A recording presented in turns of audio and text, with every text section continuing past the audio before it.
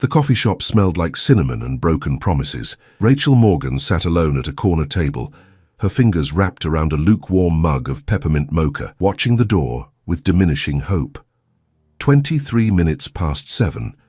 Her blind date wasn't coming. She should have known better. When her sister Jennifer had insisted on setting her up, "You need to get back out there, Rach. It's been 3 years since the divorce." Rachel had resisted. But Jennifer could be relentless, especially during the holidays, and somehow Rachel had agreed to meet this mysterious, perfect guy at the Evergreen Cafe on Christmas Eve. Perfect. Right. Rachel glanced at her phone. No messages, no calls, just a cheerful text from her babysitter confirming that 4-year-old Sophie was already asleep, clutching her favorite stuffed reindeer. At least someone was having a good night. "Mom, we're closing in 30 minutes, the barista announced, her tone sympathetic. She'd probably witnessed this scene 100 times before, the woman dressed too nicely for a casual coffee, checking her phone every 30 seconds, hope fading with each passing minute. Rachel nodded, fighting back the sting in her eyes. She wouldn't cry. Not here, not over someone she'd never even met. She was gathering her coat when she noticed him. A man in an impeccably tailored charcoal suit had entered the cafe, his presence somehow commanding attention despite the casual setting. He was tall, maybe early 40s, with dark hair touched with silver at the temples, and eyes that seemed to take in everything at once. He looked distinctly out of place among the college students and tired shoppers. Rachel turned away, not wanting to be caught staring. She was fishing in her purse for her car keys when a shadow fell across her table. "Excuse me," a deep voice said. "May I join you?" She looked up, startled. The man in the suit stood beside her table, holding a simple black coffee. Up close, she could see the fine lines around his eyes, the slight curve of what might become a smile. I'm actually just leaving," Rachel stammered, confused. Was this some kind of joke? Men like him didn't approach women like her. Single mothers in clearance rack dresses, still carrying 10 pounds of baby weight with dark circles under their eyes from working double shifts at the hospital. "Please," he said, and something in his voice made her pause. Not demanding, but genuine, almost vulnerable. "I saw you sitting here alone and I thought, well, it's Christmas Eve." No one should be alone on Christmas Eve. Rachel hesitated. Every instinct screamed that this was weird, potentially dangerous even, but something about his eyes stopped her. They weren't predatory or calculating. They looked sad.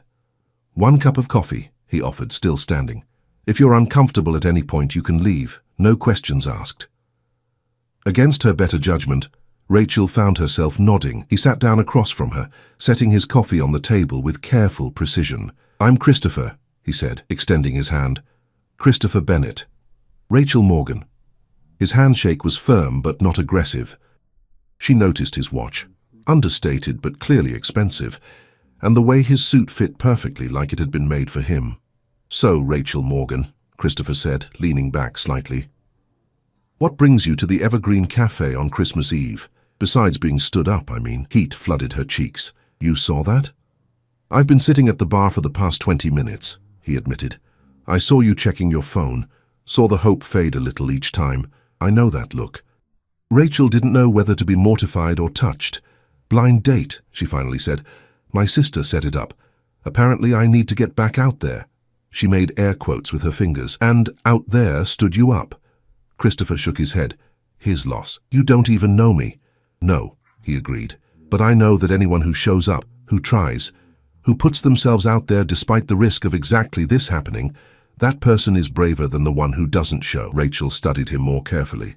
There was something rehearsed about his words, like he'd given this speech before, or maybe received it. "What about you? Why are you alone in a coffee shop on Christmas Eve?" Christopher's expression shifted, something darker crossing his features. "Let's just say I'm avoiding a party I'm supposed to be at. A very large, very expensive, very meaningless party." "Sounds awful," Rachel said, surprising herself with a small smile. "It is." He took a sip of his coffee. "Tell me about yourself, Rachel. What do you do?" "I'm a nurse, pediatric oncology at Children's Memorial." Something changed in his face. Respect, maybe, or recognition. "That must be incredibly difficult." "It is," Rachel admitted. But it's also the most meaningful thing I've ever done. Those kids, they're so brave. They remind me every day what really matters, which is love, family, being present for the people who need you. She paused, then added, I have a daughter, Sophie, she's 4. Rachel waited for the usual reaction, the subtle shift backward, the quick glance at his watch, the sudden remembrance of somewhere else he needed to be. Single mothers were complicated. Everyone knew that, but Christopher just smiled. 4 is a great age. Still believes in magic, I bet. She does, Rachel said softly. She still believes in Santa Claus, the tooth fairy, and that her mom can fix anything with a band-aid and a kiss. Sounds like she has a good mom. Rachel felt unexpected tears prick her eyes. She'd been doing this alone for 3 years, since her ex-husband Derek had decided that fatherhood was too much responsibility and moved to Seattle with his new girlfriend. 3 years of double shifts and daycare pickups and parent-teacher conferences alone. 3 years of being both mother and father, of stretched budgets and exhausted nights. I try, she whispered. They talked for another hour. The barista came by twice more with increasingly pointed looks, but Christopher slipped her a $50 bill, and she stopped bothering them. Rachel learned that Christopher had grown up in Chicago, that he loved old movies and hated golf, despite everyone telling him he should play it, that he'd lost his mother to cancer when he was 16. She told him about Sophie's obsession with dinosaurs, about the tiny apartment they shared, about how she'd gone back to school while pregnant to finish her nursing degree. She told him things she hadn't told anyone, and he listened like every word mattered. I should go, Rachel finally said, glancing at her phone. It was nearly 9:30. My babysitter will think I've been kidnapped. Christopher stood when she did. Rachel, I know this is going to sound crazy, but could I see you again? She stared at him. You're serious? Completely. He pulled out his wallet and extracted a business card. Here's my number. Think about it. No pressure. Rachel took the card, her fingers brushing his. In the dim light of the cafe, she couldn't quite read what it said, just his name and a phone number. Christopher, she said slowly. This was unexpected, but nice, really nice. It was, he agreed. Merry Christmas, Rachel. Merry Christmas. She walked to her car in a daze, the business card clutched in her hand. It wasn't until she was sitting in her cold Honda Civic, waiting for the engine to warm up, that she tilted the card toward the streetlight and read it properly. Christopher Bennett, it said, Chief Executive Officer, Bennett Global Industries. Rachel's hands started shaking. Bennett Global Industries. She'd seen that name before, on buildings downtown, in the news, everywhere. They were one of the largest pharmaceutical companies in the world, worth billions. She'd just spent an hour drinking coffee with a billionaire, and he wanted to see her again. Rachel didn't sleep that night. She lay in her small bedroom, staring at the ceiling while Christmas lights from the apartment across the street cast shifting patterns on the wall. The business card sat on her nightstand, simultaneously ordinary and impossible. Christopher Bennett, billionaire. And he'd asked for her number, except she hadn't given it to him. She'd been too shocked, too overwhelmed. Now, lying in the dark, she wondered if she'd imagined the whole thing. Maybe it had been some elaborate Christmas Eve prank. Maybe her phone buzzed. A text from Jennifer. How did it go? Is he amazing? Tell me everything. Rachel typed back. He didn't show, but something else happened. Call you tomorrow. She couldn't explain it over text. Couldn't explain the way Christopher had looked at her, like she was interesting, important. Not just a tired single mum struggling to keep her head above water, but someone worth knowing. Christmas morning arrived with Sophie bouncing on her bed at 6 a.m., squealing about Santa. Rachel pushed aside thoughts of business cards and coffee shops and focused on what mattered, watching her daughter's face light up as she opened the modest pile of presents under their small tree. Mummy, look, Santa brought me the dinosaur book. Sophie clutched the illustrated encyclopedia to her chest. Rachel had worked an extra shift to afford it. He knew you'd been very good this year, Rachel said, pulling her daughter close. They spent the day at Jennifer's house along with Rachel's parents and her brother Tom's family. It should have been perfect, but Rachel found herself distracted, her mind wandering back to the Evergreen Cafe. You're somewhere else, Jennifer observed, cornering Rachel in the kitchen while the kids played in the living room. What happened last night? And don't say nothing. I know that look. Rachel took a deep breath and told her. Everything. The no-show blind date, Christopher appearing at her table, the conversation that had felt like coming up for air after being underwater too long. The business card. Jennifer's eyes grew wider with each detail. Christopher Bennett? The Christopher Bennett? Rachel, do you have any idea who that is? I Googled him this morning, Rachel admitted. Apparently he's worth somewhere around $8 billion. His company develops cancer medications. He's been on the cover of Forbes 3 times and... She paused. He's engaged. That had been the detail that made her heart sink. She'd found it buried in a Society page article from 6 months ago. Christopher Bennett engaged to Victoria Ashford, daughter of Senator Ashford, in what the article had called a merger of 2 of America's most powerful families. Jennifer's face fell. Oh, Rach. It's fine, Rachel said quickly. It was just coffee. One strange, surreal conversation on Christmas Eve, that's all, but it hadn't felt like just coffee. It had felt like possibility. She didn't call him. 3 days passed, then 4. She went back to work at the hospital, pulling her usual rotation in the pediatric oncology ward. The kids needed her. That was real. Christopher Bennett and his business card. That was fantasy. On December 29th, she was leaving the hospital after a particularly brutal shift. 8-year-old Marcus had taken a turn for the worse, and Rachel had stayed late, holding his mother while she cried. She was exhausted, emotionally drained, barely holding it together. She didn't notice the black Mercedes parked near her Honda until Christopher stepped out of it. Rachel froze. He wore jeans and a sweater this time, looking somehow more real and more intimidating all at once. "Hi," he said simply. How did you know I'd be here? You told me where you worked. I took a chance." He shoved his hands in his pockets, looking almost nervous. "You didn't call." "You're engaged," Rachel said, the words coming out sharper than she intended. Christopher's expression shifted, surprise, then understanding. "You Googled me." "Of course I Googled you. A billionaire asks for my number, I'm going to Google him." Rachel crossed her arms. "Victoria Ashford, Senator's daughter. Very impressive." "It's not what you think." "Really? Because I think it's exactly what it looks like.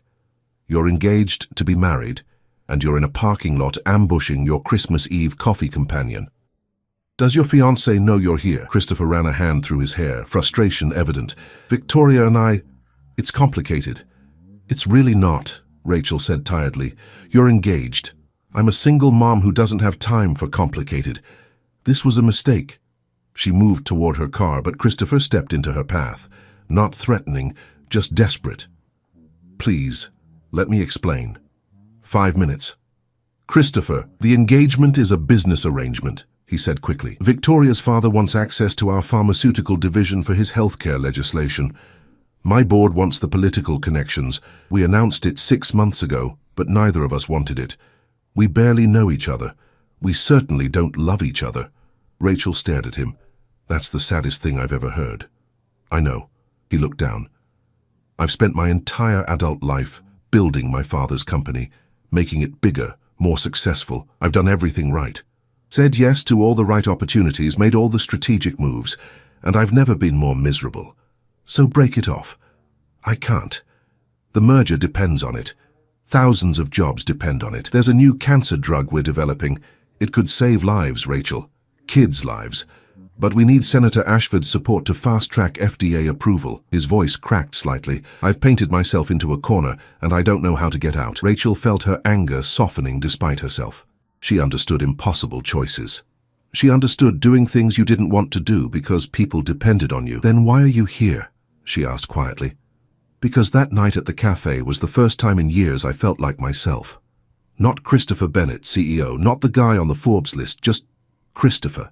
A person having coffee with someone who saw him, really saw him." He met her eyes. "I haven't been able to stop thinking about you." Rachel's heart hammered in her chest. "I have a daughter. I work 60 hours a week. I live in a 1-bedroom apartment and I drive a 12-year-old Honda. We are from completely different worlds. I don't care about any of that." "You should." She shook her head. "I can't be the other woman, Christopher. I won't be the person you see on the side while you marry someone else for business reasons. I've been through that kind of hurt before. I won't do it to myself, and I certainly won't expose Sophie to it." "I would never ask you to be that," Christopher said urgently. I'm going to find a way out of this engagement. I don't know how yet, but I will. I just need time. Rachel wanted to believe him. God, she wanted to believe him. But she'd learned the hard way that wanting something didn't make it real. Time, she repeated softly. How much time? Weeks, months, years?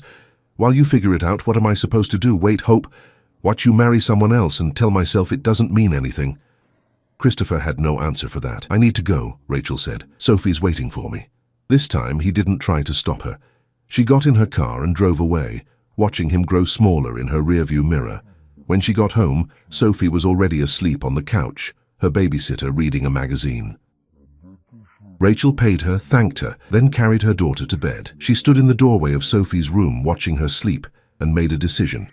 She wouldn't call Christopher Bennett. She wouldn't let herself get drawn into his complicated, impossible world. She had her daughter, her work, her small but real life. That had to be enough. It had to be. But as she got ready for bed, she couldn't help looking at his business card one more time before tucking it into her drawer, just in case. 2 weeks into January, Rachel's carefully constructed resolve was holding. Barely. She threw herself into work with renewed intensity, picking up extra shifts, volunteering for the overnight rotations no one else wanted. If she was exhausted enough, she wouldn't have time to think about Christopher Bennett or the way his eyes had looked in the hospital parking lot. Desperate and honest and entirely too appealing. Sophie noticed, of course. 4-year-olds were remarkably perceptive. "Mommy's sad," she announced one morning over breakfast, her spoonful of cereal suspended halfway to her mouth. "Mommy's not sad, sweetie, just tired." "You're always tired now," Sophie observed, with the blunt wisdom of childhood. "You don't smile as much." Rachel pulled her daughter into a hug, guilt washing over her. "I'm sorry, baby. I'll do better, okay? How about we go to the zoo this weekend, just you and me?" Sophie's face lit up. "Can we see the dinosaur exhibit?" "Absolutely." That Saturday, Rachel was zipping up Sophie's jacket, preparing for their zoo trip, when someone knocked on her apartment door. Not the buzzer downstairs, someone was actually at her door on the 3rd floor. She peered through the peephole and her heart stopped. Christopher Bennett stood in her hallway holding a large box. Rachel opened the door a crack. "How did you get up here?" "Mrs. Chen downstairs let me in. I told her I was delivering a package." He offered a sheepish smile. "Technically true." "Christopher, I told you, I know what you told me and I respect it. But I have something for you, for Sophie actually, and then I'll go, I promise." Against her better judgment, Rachel opened the door wider. Christopher stepped inside and she was immediately self-conscious about the small space, the worn furniture, the toys scattered across the floor, the stack of unpaid bills on the kitchen counter she kept meaning to hide. If Christopher noticed any of it, his expression didn't show it. He was looking at the wall of photos, Rachel and Sophie at the park, at the beach, building a snowman last winter. "Your daughter is beautiful," he said softly. "Thank you." Rachel crossed her arms. "What's in the box?" Christopher set it on the coffee table. "Open it." Inside was an enormous collection of dinosaur toys. Not cheap plastic ones, but beautifully crafted replicas, scientific models, and beneath them a stack of books about paleontology, written at a child's level. "You mentioned she liked dinosaurs," Christopher said. "I remembered." Rachel's throat tightened. "Christopher, this is too much. I can't accept. It's for Sophie, not you." He pulled out one more item, a small card. "There's also a scholarship fund for her college education. It's already set up in her name, completely separate from anything between us. Even if you never speak to me again, it's hers." Rachel stared at him, tears burning her eyes. "Why would you do this?" "Because every kid deserves a chance to follow their dreams. Because you're working yourself to exhaustion trying to give her everything, and you shouldn't have to do it alone." He paused. "And because I broke the engagement." The world seemed to tilt sideways. "What?" "I called it off 3 days ago." Victoria was actually relieved. Turns out she's in love with her campaign manager. "We made a joint statement." "It's already in all the papers." Christopher's laugh was hollow. "The board is furious. Senator Ashford threatened to block our FDA application. I might have just destroyed the biggest deal of my career." Rachel sank onto the couch. "The cancer drug. The one for kids." "We'll find another way, we have to." He sat beside her, careful to maintain distance. "I realized something after I saw you in that parking lot. I've spent years making sacrifices for the company, for the shareholders, for everyone else. But I was sacrificing the wrong things. Not money or time. Those I can spare. I was sacrificing myself, my chance at something real. I'm not some fantasy, Christopher, Rachel said quietly. I'm a real person with a real life and real problems. I have a daughter who comes first, always. I have debt and a demanding job, and no time for elaborate dates or charity galas or whatever your world requires. I don't want elaborate dates or charity galas, Christopher said. I want Saturday mornings and grocery store trips and, maybe if you'll let me, a chance to go to the zoo with you and Sophie today. Rachel looked at him, really looked. His expensive sweater and designer watch seemed incongruous in her shabby living room, but his eyes were sincere, hopeful. Just the zoo? She asked. Just the zoo. As friends, if that's all you're comfortable with. I want to know you, Rachel. The real you. Not some fantasy version. Before Rachel could answer, Sophie emerged from her bedroom, rubbing sleep from her eyes. She stopped short when she saw Christopher. Who are you? She asked with typical 4-year-old directness. Christopher knelt down to her level. I'm Christopher. I'm a friend of your mom's, and I heard you like dinosaurs. Sophie's eyes went wide. I love dinosaurs. Well, there's a box on that table with your name on it. Rachel watched as her daughter discovered the treasures, squealing with delight over each model, each book, and she watched Christopher's face, the genuine smile, the way he answered Sophie's rapid-fire questions about whether T-Rexes could really roar or if Triceratops traveled in herds. He wasn't performing. He was just there, present. Mommy, can Christopher come to the zoo with us? Please? Rachel met Christopher's eyes over her daughter's head. She saw the question there, the patience. He would accept whatever she decided. Okay, she heard herself say. He can come. The zoo was perfect. Christopher bought them all hot chocolate and didn't blink at the price. He carried Sophie on his shoulders when she got tired, pointing out exhibits and reading information plaques in silly voices that made her giggle. He held Rachel's coffee while she tied Sophie's shoe and didn't seem to notice when a group of tourists recognized him and started whispering. Look, Mommy, the Stegosaurus. Sophie pressed her face against the glass of the dinosaur exhibit, transfixed. Pretty cool, huh? Christopher said, standing beside Rachel. She's never been this happy, Rachel murmured. Then, more quietly, thank you. For what? For seeing us. Really seeing us. Christopher's hand found hers, his fingers intertwining with her own. Thank you for letting me. They stayed until closing, Sophie finally falling asleep against Christopher's chest on the walk back to the car. Rachel watched him buckle her daughter into the car seat with careful precision, adjusting the straps, making sure she was comfortable. You're good at this, she observed. I've never done it before, he admitted. But she's important, so I want to get it right. Back at the apartment, Christopher helped carry Sophie inside. She stirred as Rachel laid her in bed. Is Christopher my friend now too? Sophie mumbled sleepily. Yes, sweetie, he's our friend. Good, I like him. And then she was asleep again, clutching her new toy Triceratops. In the living room, Christopher gathered his coat. I should go. Let you both rest. Christopher. Rachel caught his arm. I'm scared. Of what? Of this. Of how fast this is moving. Of how much I already care. She took a shaky breath. My ex-husband left because being a father was too hard. Because I was too much work. What if... I'm not him, Christopher said firmly. And you're not too much of anything. You're exactly enough. He kissed her then, soft and sweet and full of promise. When he pulled back, Rachel was crying. Stay, she whispered. Not like that. I'm not ready for that. But stay. Have dinner with us tomorrow, and the day after, and the day after that. Let's see what this could be. Christopher's smile was brighter than any Christmas light. I'd like that. I'd like that very much. As he left, Rachel closed the door and leaned against it, her heart full and terrified in equal measure. She'd just invited a billionaire into her life, into Sophie's life, but something told her this was the best decision she'd ever made. 3 months later, Rachel's life had transformed in ways she never could have imagined. Christopher became a constant presence, not overwhelming, but steady. He showed up for Tuesday night dinners with takeout from Sophie's favorite pizza place. He learned to braid hair after watching a YouTube tutorial, determined to help with Sophie's morning routine. He sat through endless viewings of dinosaur documentaries, asking questions that made Sophie feel like the smartest person in the world. And slowly, carefully, Rachel let herself fall in love with him. It wasn't the dramatic, sweeping romance of movies.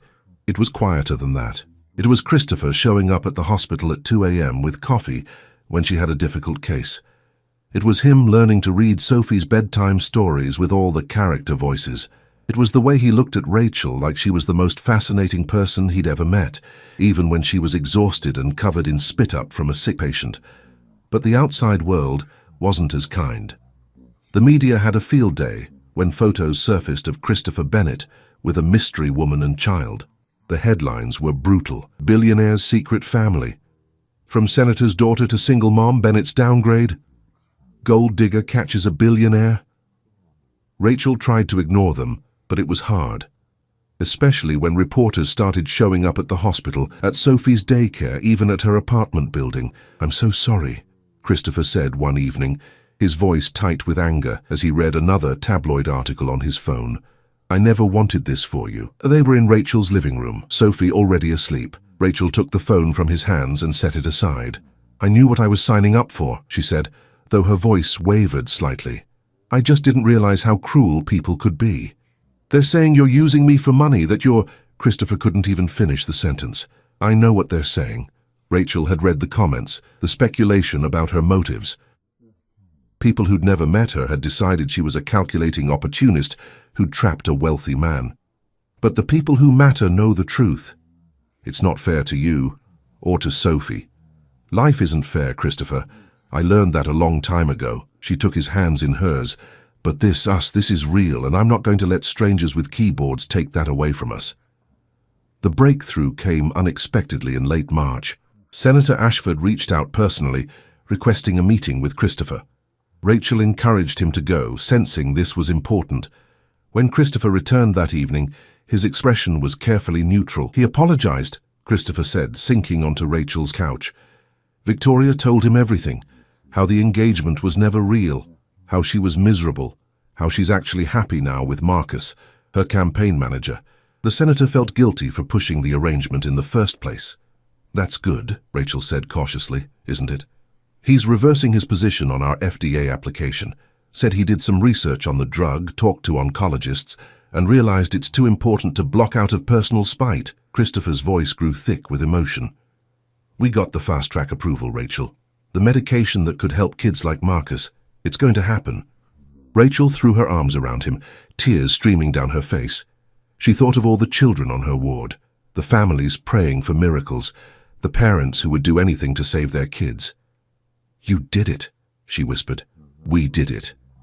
Christopher pulled back to look at her. "You reminded me why I got into this business in the first place, not for money or power, but to help people, to make a difference." That night after Christopher left, Rachel sat in Sophie's room watching her daughter sleep. The dinosaur models Christopher had given her were arranged carefully on the shelf, each one a reminder of how much had changed since that Christmas Eve. Her phone buzzed. A text from Christopher. "Are you awake?" "Yes." "Everything okay?" "Can you come outside? I'm downstairs." Rachel's heart skipped. She checked on Sophie, still sound asleep, then grabbed her jacket and headed down.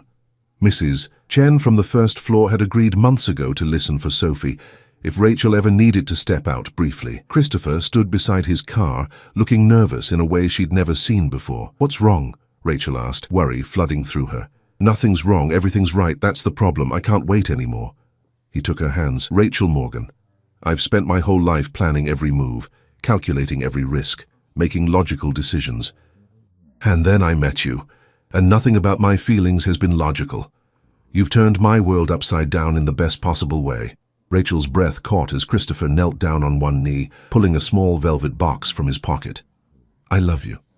I love Sophie. I love Tuesday pizza nights and dinosaur documentaries and the way you hum while you're cooking. I love how fierce you are, how you fight for your patients, how you never let anyone make you feel less than extraordinary, because you are extraordinary, Rachel. You're the bravest, most beautiful person I've ever known." Tears blurred Rachel's vision. "I want to build a life with you, not my life with you added to it, but a real life we create together. I want to be there for Sophie's first day of kindergarten and her high school graduation. I want Sunday mornings and grocery store arguments about cereal brands and growing old together." His voice cracked. "Will you marry me?" Rachel pulled him to his feet, laughing and crying at the same time. "You're absolutely crazy. Is that a yes?"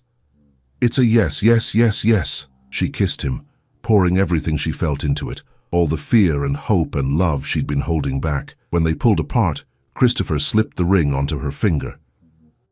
It was beautiful but not ostentatious.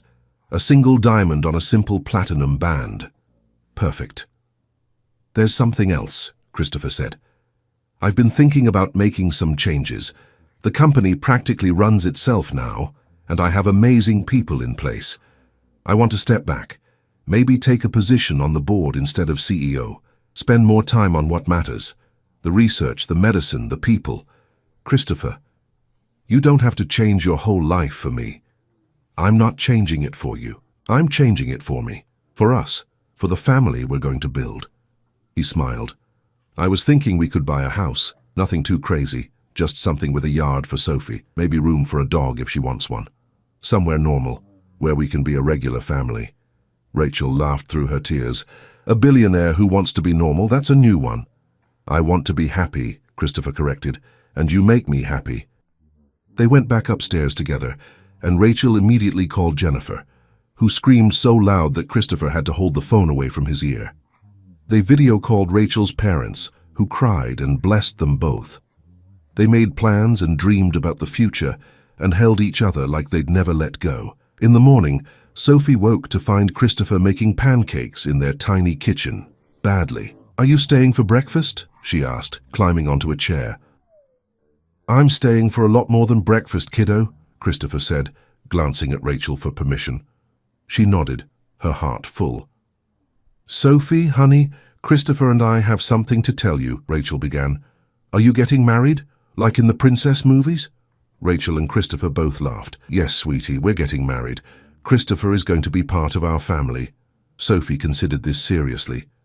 "Does this mean I can call you Daddy?" Christopher's eyes filled with tears. He knelt beside Sophie's chair. "I would be honored if you called me Daddy, but only if you want to." "I want to," Sophie said matter-of-factly, then returned her attention to her pancakes. "These are kind of burnt." "I'm still learning," Christopher admitted. "That's okay. Mommy burns things too sometimes."